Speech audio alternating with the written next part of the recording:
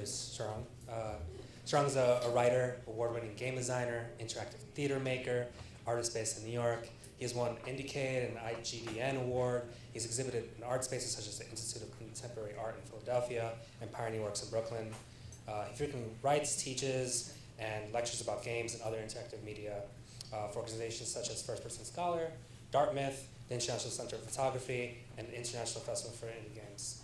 He's currently editing a collection of role-playing games called Erotic art game anthology with Lucian Kahn, which is funded by the Effing Foundation for sex positivity. This talk is a bit about the book, but also about the special power that role-playing games have to explore discussions of safe and effective sex. Oh, yeah, and I'm the curator of the social and civic issues, so if you have any questions about that stuff, talk to me. But hanging it over to Sharang. Thanks. Thank you. Is my mic? Yes, it is. Awesome. Can everyone hear me? I project and spit very loudly and forcefully, so let me know if you don't interact with me in that way. Thank you for the introduction. I'm not going to talk myself that much. I'm going to talk a little bit about how analog games, in particular role-playing games and LARPs, which are live-action role-playing games, can help with spreading sex positivity. This is kind of an overview. I only have 15 to 20 minutes. If you want more in-depth discussions on this, I refer you to things like the Journal of Analog Game Studies, which is free online and wonderful, or Dieter Ding and Zagal's latest book about transmedia approach role-playing games. It's a wonderful book. It's full of great stuff. I actually cite from here. Awesome. Click. Perfect. You heard some stuff I do. Great. Some of the stuff I've made. Great. Because here, I'm here to talk about sex. And how you can talk about it, so meta, I'm talking about sex through the medium of games, in particular, like I said, role-playing games and LARPs. So I'm going to start with this. So Lizzie Stark is a famous LARP writer and analyst. Analyst? No, that sounds like a consulting firm thing. But she analyzes LARPs and role-playing games, and she talks about this idea that even though human sexuality, romance, and relationships is such a fundamental part of humanity as a whole, Gesundheit. That's not to say that asexual people don't exist, but in terms of humanity, these things are very important. Yet, compared to other media, such as the music industry, which is entirely about this topic, we don't really discuss this in games, which is both sad and problematic in a way, right? Like we espouse certain types of human activity in games more. We talk about like warfare and combat a lot more than we talk about other fundamental human things like relationships, which I would argue is a more pleasant thing to talk about than war. I've said nothing against war. I love Age of Empires, the first game I ever owned. Now, that isn't always the case though, right? Teenagers often explore eroticism and sexuality through play. You may have heard of a game called Spin the Bottle. You may have heard of an activity called 7 Minutes in Heaven, or perhaps lack of activity. These things are ways that adolescent humans explore their erotic world and explore their identities, right? And then you become older and all trace of that disappear from game. Well, not all, I have some examples, but much of that disappears, right? And that's a bit sad and interesting that it's already sad and interesting that only young people are given the permission to play games. You're all here, games to change. You know that people often like games cannot be serious, they are for children, and there's a talk about that today that I went to. Let's now talk about some methods that you can use. The first thing, this is something that might be familiar to most people in the audience, the idea that procedure or verbs within a game can carry meaning, and that procedure and verbs can do some of the heavy lifting about teaching. Some people argue they should do most of the heavy lifting about teaching. I will leave that to the more serious scholars in this room. So for example, video games do this sometimes as well. So this is Hurt Me Plenty by Robert Yang, who's a professional game designer at NYU. This is a game about BDSM, where you I think that one version actually has a leap motion, where you actually can spank the person with your hand. But if you don't use that version, I think you can use any other cursor device. And you spank this person, who is really into it. However, if you keep spanking the person too much and too hard, he will start using his safe word. He will start saying, hey, calm down, you're hitting me a bit too hard, pause. And if you don't do that, the game locks you out. Like, you cannot actually play the game for like a week. You try logging in and it's like, nope. And that's because, like, I was in talk with Robert Yang, and he's like, well, in reality, he would like never speak to you again, and he might even like report you to the police for abuse. So that's a comparatively lighter sentence in the game. But here, the rhetorics of the game are conveyed by the procedures, right? The act of being locked out, not being able to play, tells you, don't do this, ya dumb bitch. Right? But then there are also a lot of analog games that already talk about this. Well, not a lot. There are some analog games that talk about this, right? So this is Naomi Clark, who is in this room. Ooh, can you find her? This is Naomi Clark's Consenticle, which is a game where it's for two players. One of you is a tentacle alien, and one of you is an astronaut, and you are having sex. Now, the core of the game is actually about communication. Most of the game mechanics are about, can I communicate with you effectively? In some versions of the game, there are many difficulty levels, doing so without even speaking. Can I communicate with you effectively to mutually increase the total amount of pleasure we are generating in the game, right? Which, if you think about it, is a verb that you would probably want to do in an effective, fun, positive sexual encounter, right? So this game uses its game mechanics and models them onto real-world issues that you want to simulate. I was going to say something else about this. I forget what it was. It's really great. Check it out. You might not be able to. It might be sold out. We'll see. Then there's Monster Hearts 2, which is a role-playing game that was inspired by the Twilight series, because Avery Alder says that, quote, bad fiction makes for good games, end quote.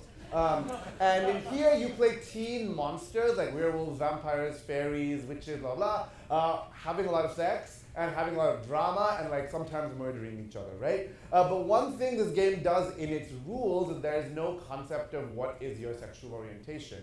There's actually a thing in the game, an actual rule that you can turn someone on, and the game talks about you can try and turn anyone on because human adolescents are malleable and confused and exploring, and so this game makes a very specific argument through its rules, through its excuse me, game mechanics about what sexuality is, right? So those are examples of something that's more commonly known by a lot of people in the game world, like, Ian Bogos made that really famous about, like, rhetoric can be conveyed through procedure and actions. But analog games, I argue, have a few more interesting magical powers that can help convey this in a deeper way. Now, to begin with, most games, so some video games do talk about interesting things about sexuality. There's an app called Happy Playtime, which is to teach you how to masturbate with a vulva. Right? So I have a vulva, how do I masturbate? This app teaches you that, right? But I would argue that most mainstream, especially video, I just want to have a picture of two dudes kissing, but most mainstream video games, when they deal with romance, sexuality, sex, things like that, they rarely deal with gender in a complex way. They're usually about, oh, this is a narrative game, and you can have romance, and these tend to boil down to a very transactional model of romance. If I give you enough gold rings that I randomly find on dead orcs, you will then have sex with me. Yay. And now, I'm not going to say that I don't appreciate this. Of course I want to have sex with a hot mage dude. But I would argue that this may not be the most healthy or accurate model for what a human sexuality looks like, right? And if we talk about arguments made by games, that game make a very specific argument, right? Give me enough cats and you will have access to my pussy, right? You literally can exchange cats in Dragon Age. I made that joke up right now, just saying. I'm so proud of myself. Now, other kinds of games, I would say analog games have, for a longer period in history, done more interesting and nuanced stuff with romance and sexuality. So, quick definition of LARP is a live action role-playing game. When I tell strangers, because I do talk to strangers about this, like some of you, about LARP, they're like, oh, like foam swords in the woods, I'm like, that is one genre of LARP. Emily Care-Boss, in her trilogy, wrote Under My Skin, which is a LARP about contemporary people and their intimate relationships and boundaries and what happens when you break those boundaries. It is a LARP about cheating on each other, right? People are like, what? You can play LARPs like that? I'm like, yes. A lot of them. So in here, I would argue this becomes a more interesting exploration of sexuality and romance. So earlier today, Naomi Clark talked about this idea of the fruitful void, right? Not everything is hard-coded into the game. That allows players to actually have a more nuanced exploration. The rules don't say this is how you cheat. When someone cheats on you, say X. If you don't want to say X, then you may say Y, but nothing else, right? Because there is space, this donut hole, as was talked about then, in the conversation, players can bring in their own experiences or inexperience into this and have a very rich exploration of the game. So, a couple of ways analog games do this. So first,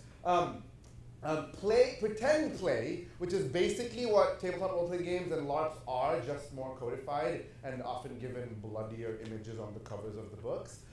Pretend play is a fundamental developmental activity in humans, right? Children, young people learn through pretend play, and that power of learning through pretend play doesn't just stop because the government says you are now allowed to drive but not drink, right?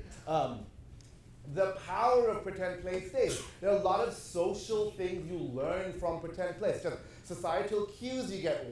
How is this person responding? What does that do to me? What does the ability to form symbolic relationship between what I'm doing here in the game versus what I'm going to be doing in real life, right? Social skills are trained through role-playing games. In fact, in parts of the world, I think mainly in Canada, but a little bit here because I'm doing it, some people use role-playing games to teach special needs kids who have harder times about social relationships, how to have social relationships in conventional ways, right? So social reinforcement by analog games is very powerful. I would argue more powerful in this regard than digital games because you're actually in the meat space around people having the social relationships. There's a concept of alibi in LARP that's very important. So his name is James Gee. James Gee talks about this concept of a psychosocial moratorium in games where when you enter the magic circle of the game, you are given permission to take actions within the fiction that you may be unwilling or perhaps unable to do outside of the game. There are many countries where you can be stoned to death for being gay, for example, right? But if you fly to a country and play a LARP and pretend to be gay to explore what that even means, you aren't stoned to death at the end of the game, right?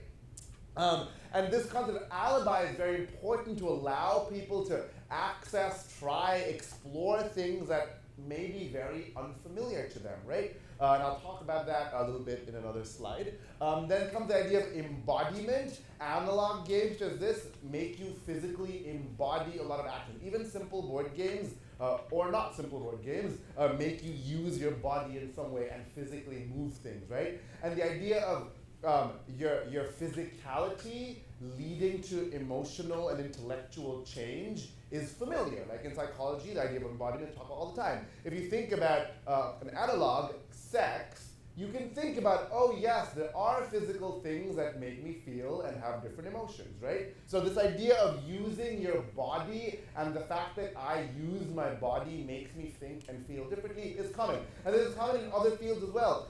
V.E. Meyerhold is a very famous theater theorist, and he had this whole acting technique of biomechanics where he made actors do physical actions to try and put in them the feeling that their characters might feel, right? And so embodiment in analog games allows the exploration of things in a level that's very different from when you're just looking at a proscenium or a screen or have a hand controller on you, right? And then finally, some of these last concepts tie together into the concept of bleed, which is a LARP concept I think made popular by Emily Care-Boss, who wrote that trilogy that I mentioned earlier, which is when the thoughts and feelings of your real world self and your game self intrude on each other. For example, this is a game called Just a Little Loving, which I played 2 years ago. It's a 5-day-long LARP about queer people suffering from AIDS in the early 80s in New York, right? I was in the leather group, as you can see.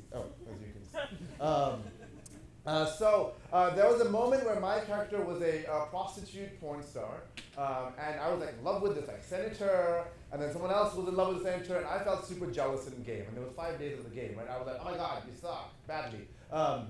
And I'm like, no, I like this guy. I'm in love with him. Don't believe me because everyone knew me as a prostitute and porn star. I was like, you can't actually be in love with someone. I was like, oh, my heart. And at the end of the game, in the after party, it was actually very difficult for me to talk with civility to like my romantic rival. I had to be like, I don't like you. No, wait. You're probably a lovely person. I'm just having these bleed emotions about the character you played. You are not actually a drag queen, right? And so this idea of bleed can be very powerful as well because it lets people explore and sort emotional responses, which can inform intellectual responses to the game. I have personally seen people in LARP who come in, play a different gender, for example, and then after the LARP, a few months later, decide to undergo a transition with gender. Or people who've gone to LARP and then like, oh, sure, I'll play a bisexual person. And then at the end, they're like, wait a minute, Sharang's actually really cute. And I'm like, oh, thanks. So that has happened, right? It's happening right now. Anyway, so bleed can again be a very powerful way where the embodiment that you are doing and the alibi that lets you put another character work together to make you feel things differently in a way that the digital world may have some difficulty in allowing.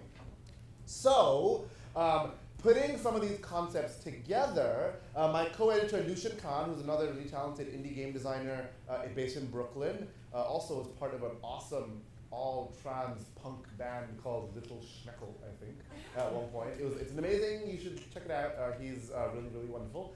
So we came together to make this anthology of erotic art games. I think the erotic art game is going to be the subtitle. We don't know what the title is going to be yet. I love colons. So it's going to be something, colon, erotic art game. I also studied human poop in college, so I love colons. But actually. So the idea started a couple of years back, the 200-word role-playing game contest, which you should all check out. It's a really wonderful little contest. I wrote a game for them called Several Miles from Heaven, which is about teen demigods taking clothes off in front of each other, right? So in the game, it's a two-player game where you and your fellow player take your clothes off in front of each other, one by one, and tell stories, right? And I was interested, like, oh wait, so taking clothes off in this game is both a symbol of sensuality and sexuality, but also a symbol of vulnerability. So I'm like, wait, can we play with this more? Can other sex acts, or sexy acts, or saucy acts, be metaphors for larger things in a game context? Just like in any game, an action you are doing is a metaphor for a larger thing, right? You're not actually shooting someone, you are pressing a button which is representative of shooting someone, sometimes very graphically, like on screen. So I'm like, wait a minute, I want to do this. So Lucian and I applied for a grant from the Effing Foundation for Sex Positivity, which is an awesome foundation started by a roboticist, which is awesome. And we partnered with Pelgrane Press, who's a big role-playing game publisher from Ireland. They published the #Feminism collection last year, or not last year, I think it's 2 years ago. Recently, if you're familiar with that, it's a collection of games about feminism. It's really good. And we got a bunch of diverse designers together to submit games that not only discuss sex and sexuality, but also maybe use sex acts as game mechanics, right? So I'm making one about frat boys jerking each other off, deciding whether or not they're gay. Most likely. I may change it. We'll see. I'm very flighty. And we're really excited because we've been getting some great submissions that are super diverse. We have a submission about what it feels like to be an abortion provider in a state where that's like not good. We have a game about like online balloon fetishists and what it feels like to find community and how to communicate desires are considered taboo. We have a game where it's like a dungeon crawl, but as you play, you physically get tied up more and more. So by the end of the game, you can't roll any dice because you are bound. Did someone say ooh? I think I heard that. Great, find me later. So we've got some really great submissions. We're really excited about this. We also have someone writing I've said her name like 4 times today. Naomi Clark is writing an introduction to the book. We have someone who is looking at the games from a safety perspective and how do you make the play of these games safe, and we are having a chapter written about that. And we're really excited. We're probably going to release we're definitely going to release next year, so watch out for that. Remember, the subtitle is going to be Erotic Art Games. The title, I'll figure out something punny or clever or vaguely saucy. But yeah, thank you. This is a cat Sulu that someone in this conference drew for me because he is awesome and used to draw portraits of cats when he was not a game designer. Thank you so much for listening to my talk. I have a couple of minutes left.